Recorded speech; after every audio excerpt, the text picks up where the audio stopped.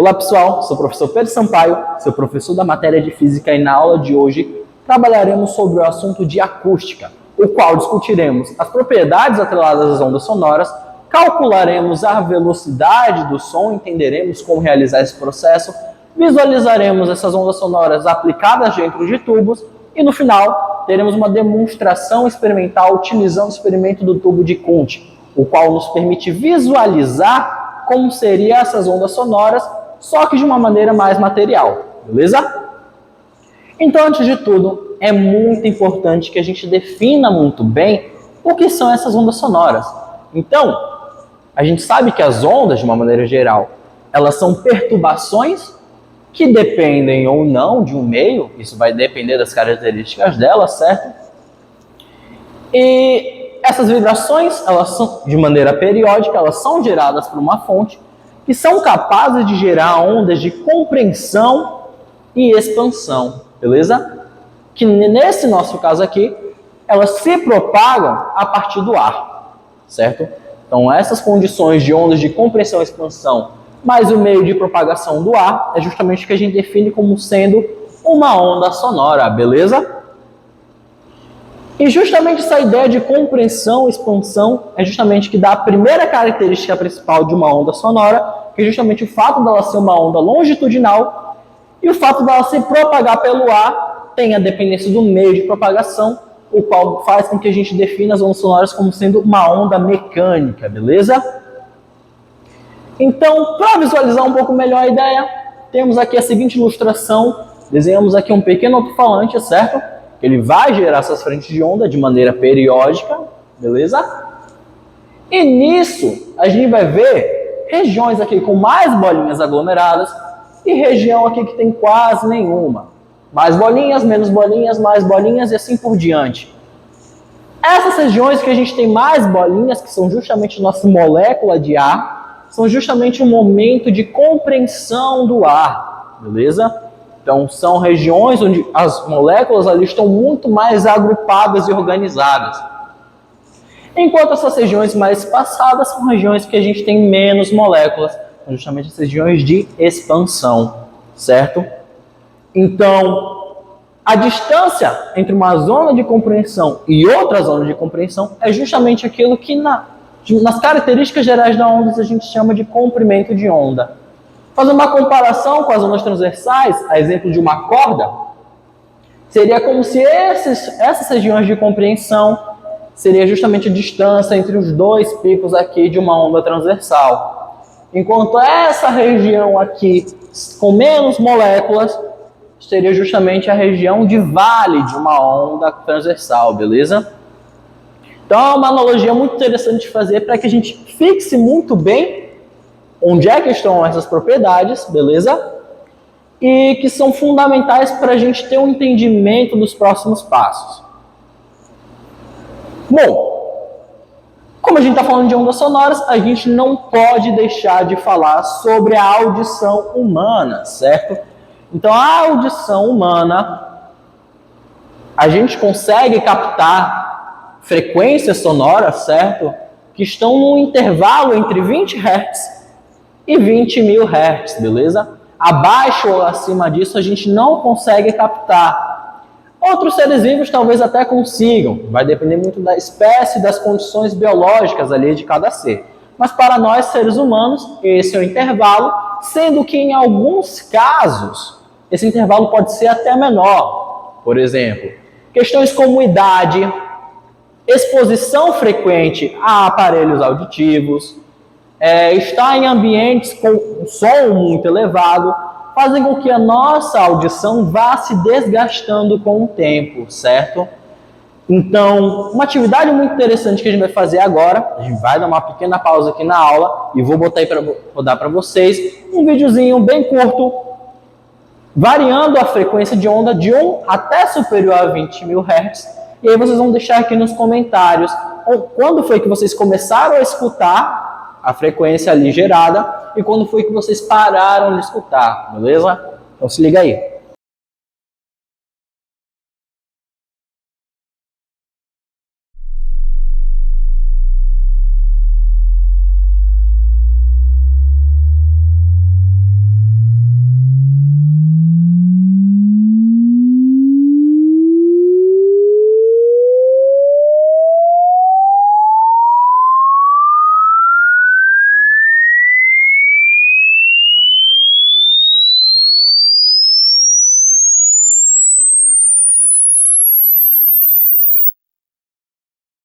agora que você conhece o seu limite audível, é interessante que a gente parta para a próxima propriedade das ondas sonoras, que é justamente a velocidade do som. Então, como já vimos lá em ondulatória, as ondas elas se propagam com uma certa velocidade, o que não é diferente com as ondas sonoras. Mas é muito importante que a gente ressalte que elas têm algumas condições diferentes daquela equaçãozinha clássica, né? Velocidade igual ao comprimento de onda vezes a frequência, porque vamos ter alguns fatores que vão interferir no modo que a velocidade se propaga, beleza?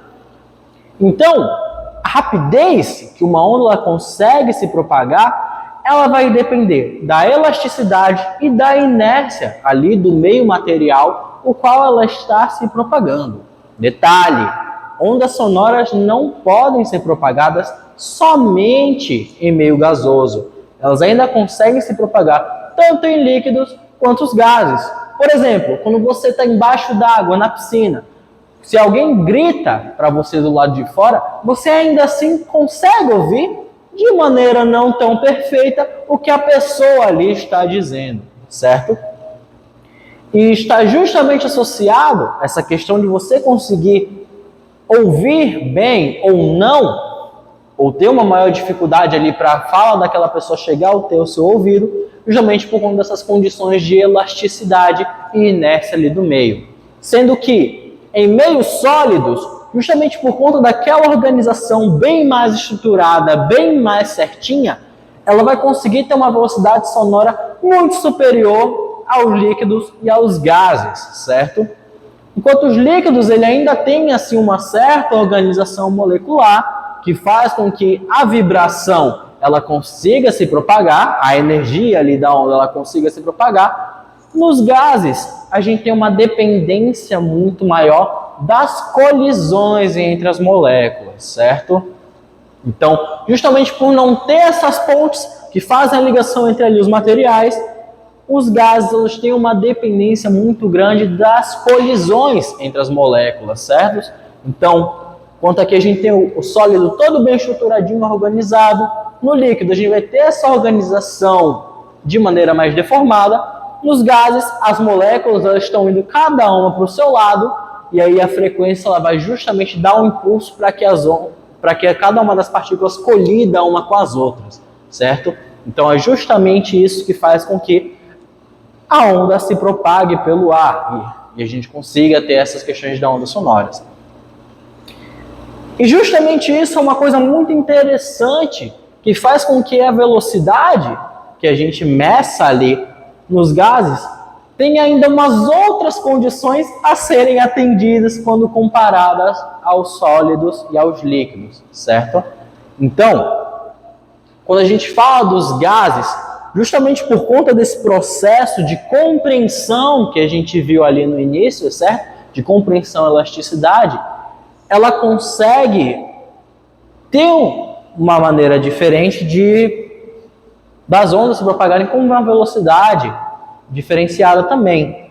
E isso foi algo que Laplace, aquele mesmo ali da teoria cinética dos gases, que estudou todas aquelas relações, traz esse efeito como sendo uma das principais causas ali para a gente poder calcular e determinar qual a velocidade do som em determinado gás.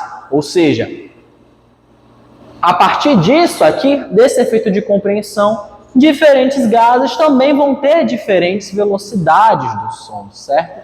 E isso a gente acaba determinando pela seguinte expressão: a velocidade em metros por segundo é igual a K, que é uma constante ali, justamente associadas às propriedades do próprio gás, ou seja, esse K aqui vai variar de meio para meio, de gás para gás, e a raiz da temperatura ali do ambiente, sendo essa temperatura em Kelvin, certo?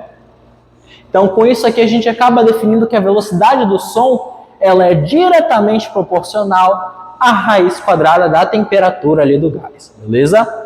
Então, a gente pensando em nível de questões, geralmente a gente vai ter que calcular uma dessas duas propriedades e K como é constante, a gente vai ter ali o valor definido. Ou então, a gente pode ver uma situação expressa nessa segunda equação aqui, cuja qual a gente tem o mesmo gás, mas expostos a diferentes temperaturas, certo?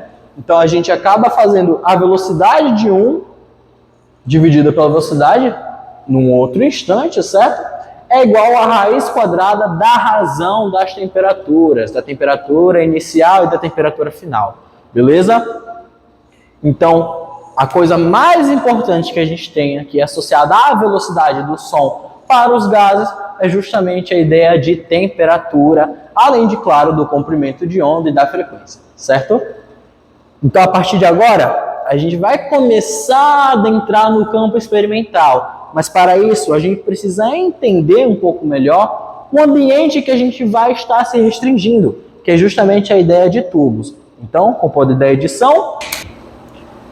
Então agora que entendemos como são as propriedades das ondas sonoras e como a gente consegue calcular a velocidade do som e como a temperatura também interfere nisso, a gente pode sim, de fato, começar a brincar com a parte experimental. Mas antes, é interessante que a gente tenha a definição muito bem do ambiente que a gente vai trabalhar, como a gente já comentou, certo? Então, a gente vai observar agora como as ondas sonoras elas se comportam dentro de um tubo fechado, no qual o ambiente ali, o meio é o ar, beleza? Mas que ele vai estar justamente num ambiente restrito ali, isolado. Então até aqui, uma situação muito semelhante com aquela nossa primeira ilustração, para a gente verificar a questão da propriedade de ondas longitudinais que as ondas sonoras têm.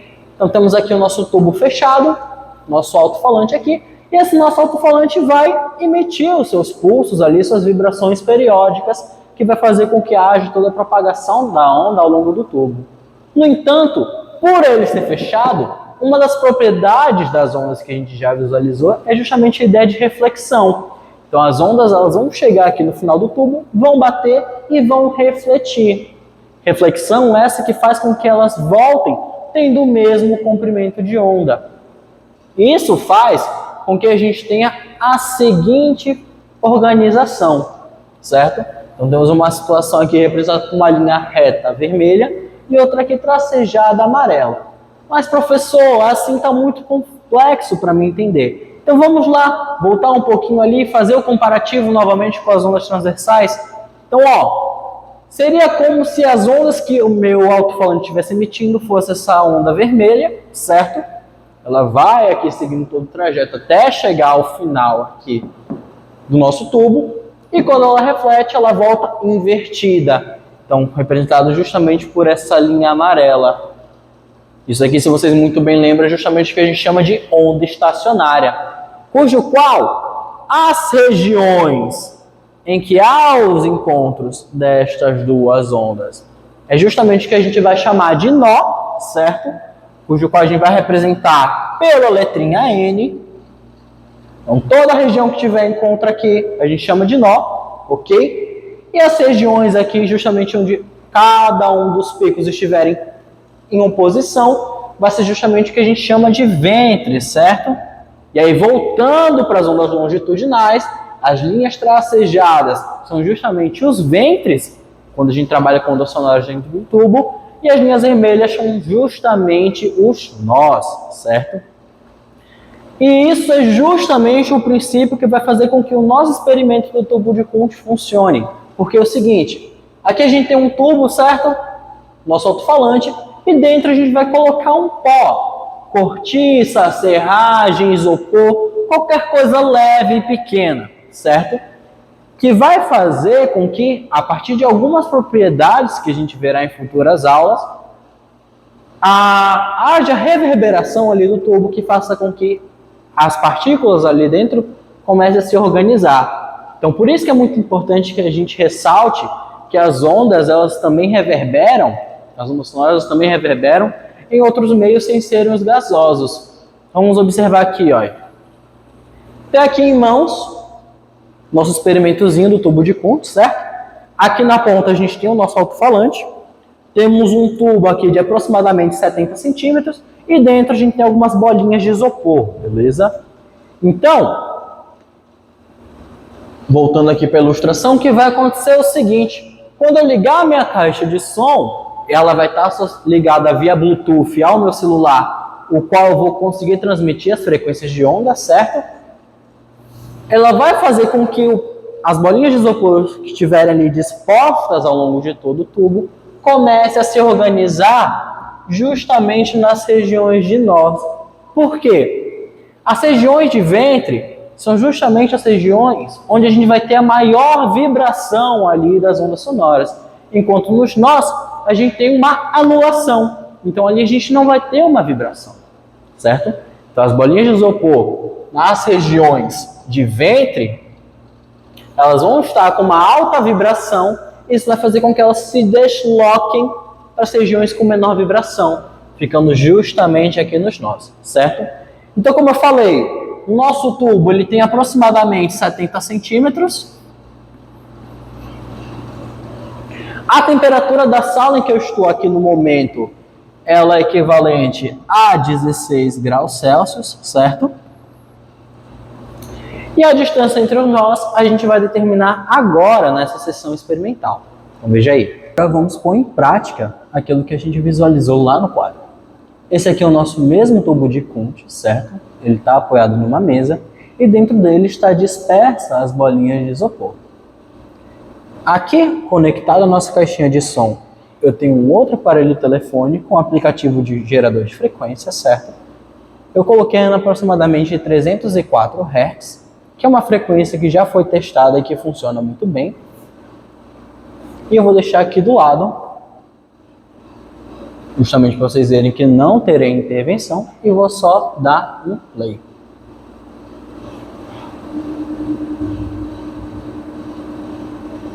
Nisso que eu dou play, algumas bolinhas já conseguem se locomover. E eu aumentando o volume,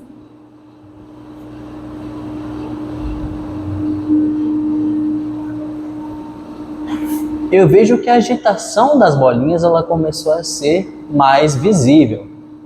E elas começaram a se organizar.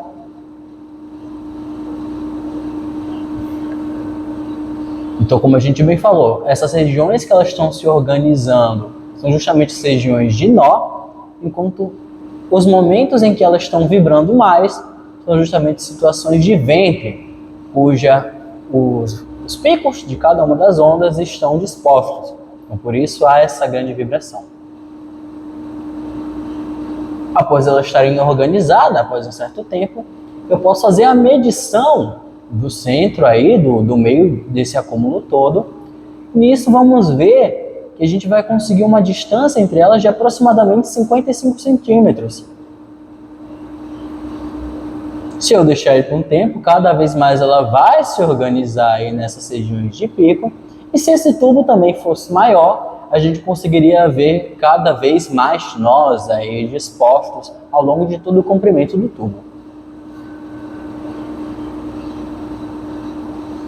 Anotado o valor da distância entre os nós, podemos voltar para o quadro. Então, agora que a gente realizou o experimento, a gente viu que ali o espaçamento entre os nós está numa distância de aproximadamente 55 centímetros, certo? E trabalhamos ali, vimos que as bolinhas elas começaram a se movimentar com uma frequência de 304 Hz, ok? Isso vai fazer com que duas vezes a distância, certo? A distância é importante a gente ressaltar que a unidade tem que ser em metros. Então fica 0,55, ok? Vezes 304, que isso vai dar aproximadamente 334,4 metros por segundo, beleza? Então assim, gente, a gente pode visualizar que a partir do experimento do tubo de Kundt, a gente consegue sim calcular qual é a velocidade do som para o ambiente. Lembrando que se a temperatura aqui fosse maior ou menor, essa velocidade seria diferente. E claro, há os erros experimentais aí em relação às medidas e tudo mais que estão atrelados e que podem sim gerar certas discrepâncias na hora dos cálculos. Então é muito importante que vocês estejam muito bem cientes disso, beleza? Então é isso, pessoal. Na aula de hoje conhecemos as ondas sonoras, certo? Demos introdução a toda a área da acústica a partir disso. Vimos como é que é o processo de cálculo da velocidade do som para os gases. Entendemos também que o som ele se propaga em meios sólidos e líquidos, só que com velocidades maiores. Visualizamos como as ondas sonoras, as ondas longitudinais, se comportam dentro de tubos fechados. E, por fim, realizamos o experimento do tubo de Conte para justamente calcularmos a velocidade do som aqui nesse ambiente que eu estou. Eu sou Pedro Sampaio e agradeço muito pela sua presença aqui na aula de hoje. E até a próxima!